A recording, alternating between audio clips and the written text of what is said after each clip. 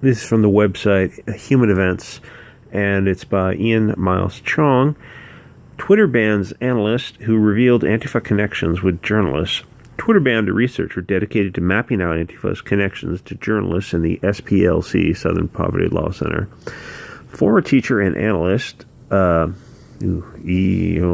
Lenihan has been banned from Twitter after revealing major links between so-called anti-extremist campaigners and the hard-left Antifa group. Lenihan published his findings in Quillette, revealing links between journalists who wrote for the Guardian newspaper, HuffPo, Al Jazeera, and various other publications to the hard-left group. He was suspended early Wednesday morning, prompting speculation about the ban. Andy Ngo, son of a bitch, that happened before. Andy Ngo, a Wall Street Journal contributor and editor at Quillette, alleges that Lenihan was suspended following mass reports by members of Antifa on Twitter. And Ngo says, looks like Antifa's Twitter mob mass reported Lenihan got his account suspended. They've been trying to target him ever since he released the report showing how some journalists and writers have close ties to Antifa extremists and were working to mainstream those ideas. It has long been suspected that establishment journalists maintain close ties to far left activists, including Antifa. Until now, those connections remain largely in the realm of speculation. The researcher identified over a dozen verified national-level journalists who were, in his estimation, never markedly critical of Antifa in any way in their coverage of leftist political violence. Antifa network map. In all cases, their work in this area consisted primarily of downplaying Antifa violence while advancing Antifa talking points, and in some cases quoting Antifa extremists as if they were impartial experts.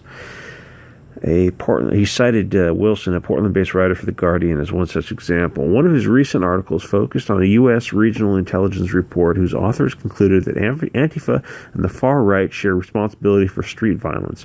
Experts say the report mischaracterizes the dynamics of the street violence, Wilson complained. One of Wilson's main experts in the piece, it turned out, was none other than the Antifa handbook author Mark Bray, who predictably denounced the report's contents as ludicrous. In fact, Bray makes regular appearances in Wilson's articles. So does fellow Portland resident and eco-extremist Alexander Reed Ross, who regularly writes for Antifa's publications such as the It's Going Down anarchist news site. Ross also contributed to a 30-year anniversary edition publication for Earth First, an extremist environmentalist collective that advocates what activists euphemistically call direct action.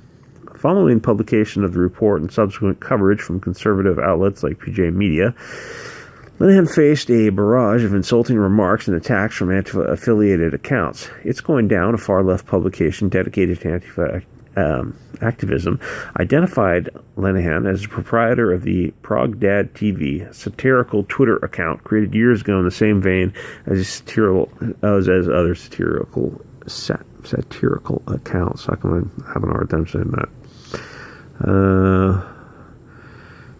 Self-described online extremism researcher today attacked anti-fascists and journalists. He also outed himself as well-known far-right troll.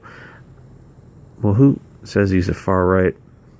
Oh, we say he's a far-right troll. Okay, I guess I'll just accept you. Seems he really got into his research. In his analysis, Lenihan revealed, we created a data set of 60,000 Antifa-associated Twitter accounts based on the follows of 16 verified Antifa seed accounts using a software tool to analyze a number of nature connections associated with each individual account. We winnowed the 60,000 Antifa-associated accounts down to about 1,000. This represents a core group of Twitter users who are connected in overlapping ways to the most influential and widely followed Antifa figures. Of these 1,000 accounts, 22 were found to be verified Twitter accounts of journalists, of which 15 were journalists who work regularly with national-level news outlets. Lenihan's suspension on Twitter follows the ban of another independent journalist, Nick Monroe, best known for his news aggregation of political news. Ian Miles Cheong is a managing editor of Human Events. At 88, Sean Connery and his partner? Looking good, Sean. Can be found at humanevents.com. You can just Google, if you Google Antifa journalist connections. This will probably be the first result to come up. I know a lot of some other channels have covered this as well, but something like this should be more people should at least take a look at it, because it has a chilling effect on free speech. Anyway, subscribe if you're not already subscribed, and leave a like and a comment. Thanks.